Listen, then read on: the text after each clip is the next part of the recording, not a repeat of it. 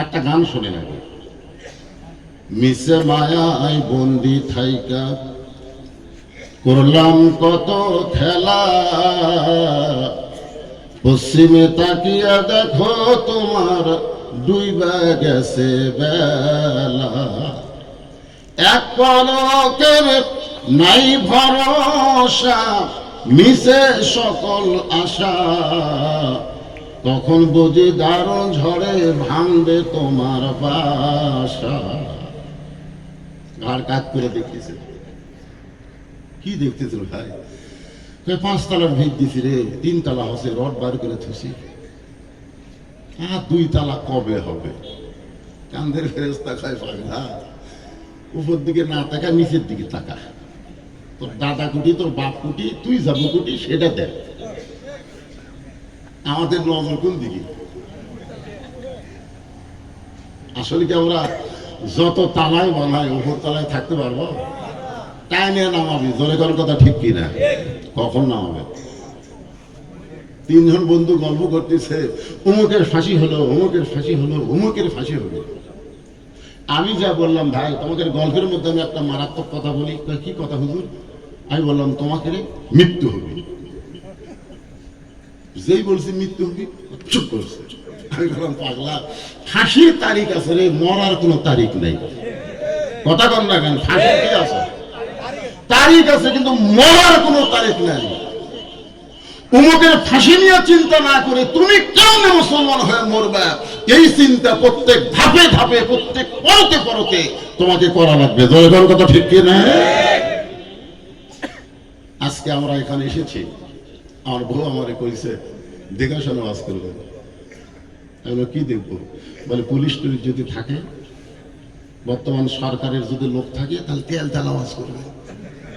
আমি বললাম কেন? বলে ধরা যা না পড়ে। আমি তখন বইয়ের কপালে চুমা দিয়ে বললাম, কাউসারি সাহেব ধরা খাসে রে। বউ চুম করে বলল, কবি ধরছে, ছেড়ে দিবি না? দেখলাম পাগলি, এমন পুলিশ ধরছে রে, আর ছাড়বি না রে। আমার বউ বলে, কোন পুলিশ? আমি বলে, পাগলি তুই খালি পুলিশ ধরার চিন্তা করিস, আজরাইল ধরার চিন্তা তোর মাথার নাই। কি কর কাউসারি ভাই? আসা আল্লাহ, আমরা সবাই মুসলমান হয়ে যদি মরতে চাই, 1 নম্বর আমলের নাম হলো নামাজ। জোরে বলেন, নাম কি? এই নামাজ হলো 5 ওয়াক্ত নামাজ, খালি জুম্মার নামাজ না। এক যুবক আমাকে বলে, হুজুর আমি না হয় 5 ওয়াক্ত পড়ি না, তাই বলি কি জুম্মা পড়ি না? আমি বললাম, যারা 5 ওয়াক্ত বাদ দেয় খালি জুম্মা পড়ে, আল্লাহ তাদেরকে জান্নাত দিবে। যেই বলছি জান্নাত দিবে, ওই সেই খুশি।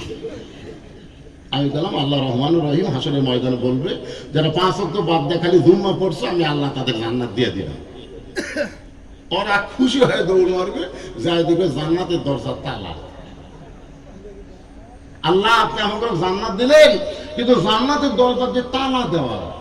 আল্লাহ বলে, খুঁজে দেখ, চাবি তোর কাছে আছে। ওরা খুঁজে দেখবে একটা চাবি আছে, চাবি তালার মধ্যে ঢুকবে, কিন্তু ঘুরবি না। ঢুকছে, ঘরে না। আল্লাহ ঢুকলো ঠিক ঘরে না। আল্লাহ গায়ে তালার মধ্যে 5টা দাগ আছে, তোকে চাবির মধ্যে 5টা দাগ থাকা লাগবে। দেখতে আছে না? আল্লাহ আমাদের চাবি না, তেল তেলা। আল্লাহ বলবে, তাহলে জান্নাত দেখে ফেরত আসবে।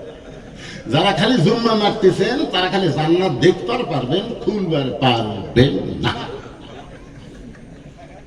তাহলে জান্নাতের তালা খুলবার গেলে কয় ওয়াক্ত লাগবে? আরো জোরে বলেন।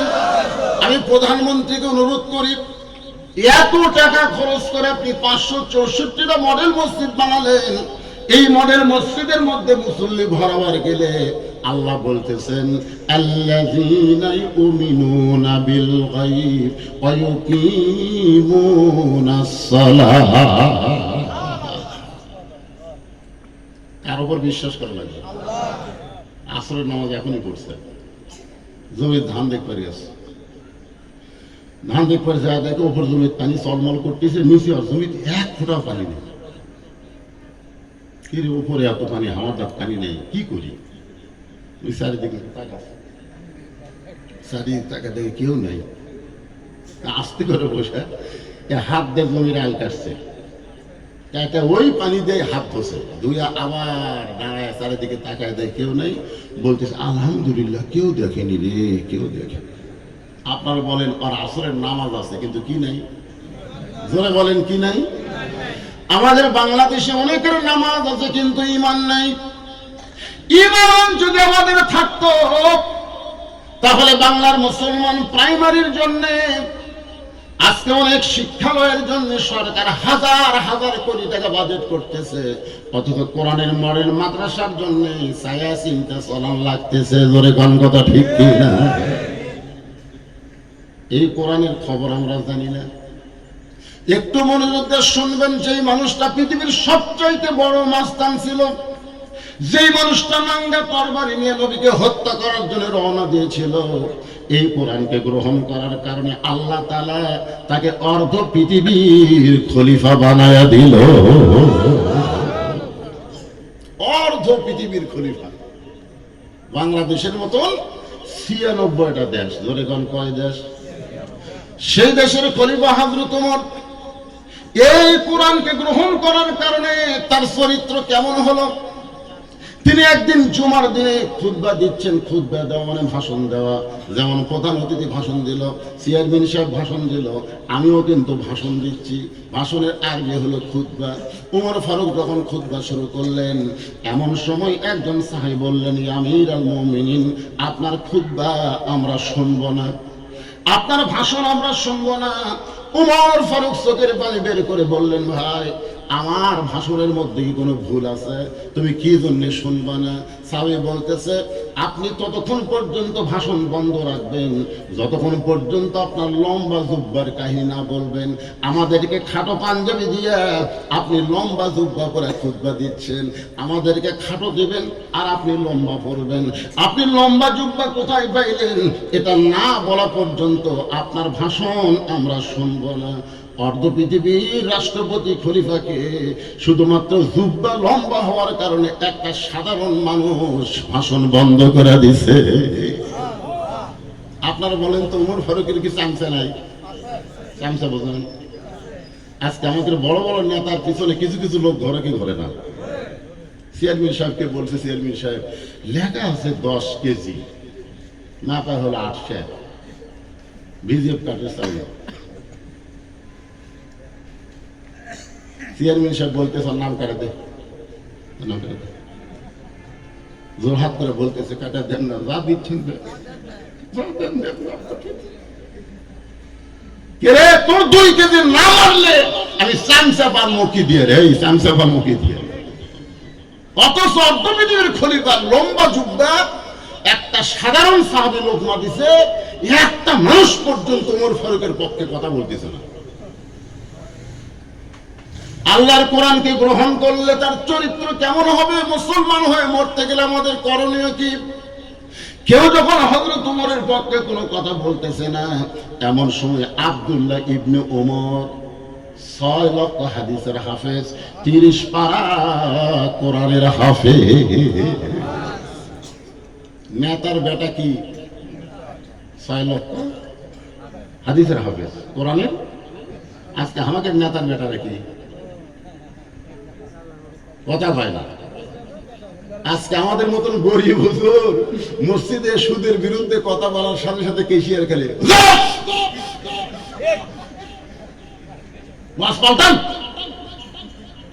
মানে কেশিয়ার সুদ খায় বলছেন। এখন হুজুর যদি সুদের বিরুদ্ধে ওয়াজ করে, কেশিয়ার আর চাকরি তুমি। আর ওইটা যদি এমপির বেটা কয়, কেশিয়ার কথা হবি, ওরে বাবারে ওর বেটা বাপ এমপি রে, কথা বললে আমার হাওড়া ভেঙে দিবি। তোরে কোন কথা ঠিক কি না?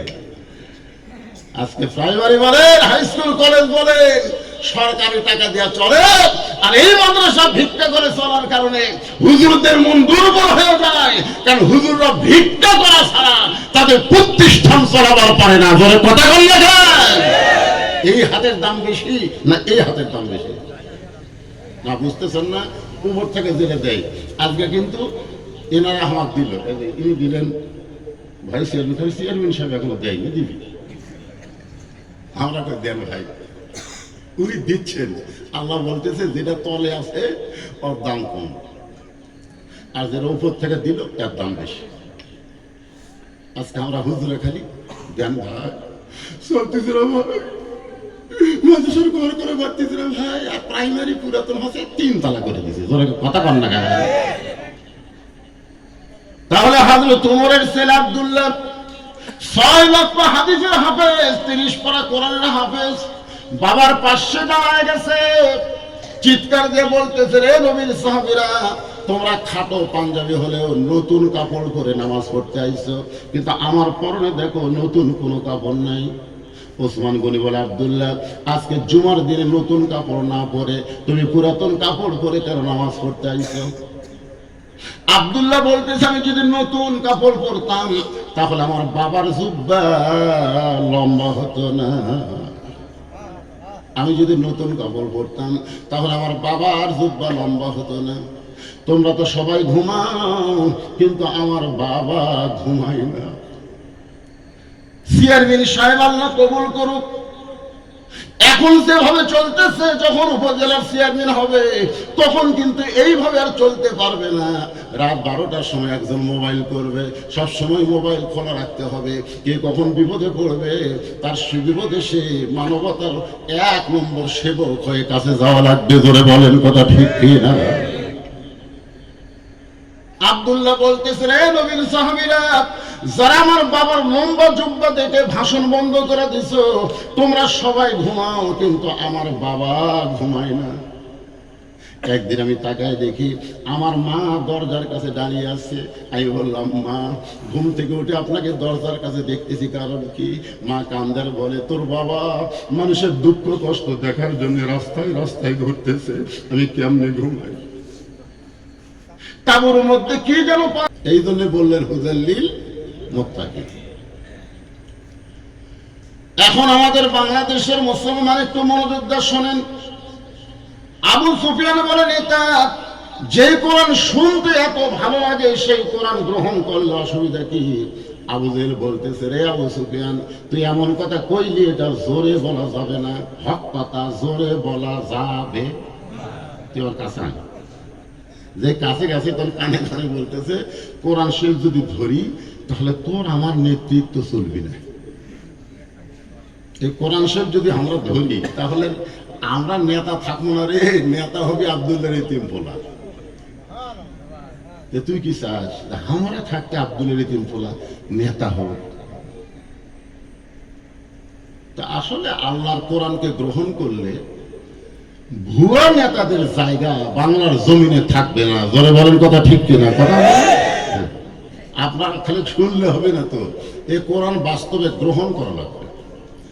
কোরআনকে যদি গ্রহণ করি তাহলে আল্লাহ বললেন, মুসলমান হয়ে যদি মরতে পারেন, মুসলমান হয়ে মরতে গেলে আমাদের করণীয় কি, সেই বিষয়কে নিয়ে আপনাদের সামনে বলবো। কারণ অল্প সময়ের মধ্যে খুব দামি গল্প করা লাগবে।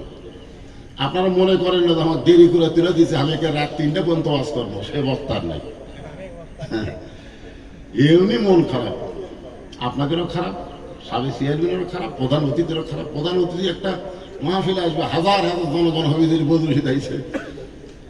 আমার 39 বছর ওয়াজের বয়সে আজকে সবচাইতে লোক কম। কিসের সেতন লাগবে? গতকাল মাহফিল করিনি আমি। ঈদের দিন থেকে আজ পর্যন্ত এই বছর আল্লাহ এমন একটা সুযোগ দিল, বৃষ্টি নাই, ঝড় নাই, কিছু নাই, খালি ওয়াজ আর ওয়াজ। প্রত্যেক ওয়াজে আমরা বৃষ্টির জন্য দোয়া করতেছি, বৃষ্টি হয় না। আজকে কিন্তু বগুড়াতে বৃষ্টি হয়েছে।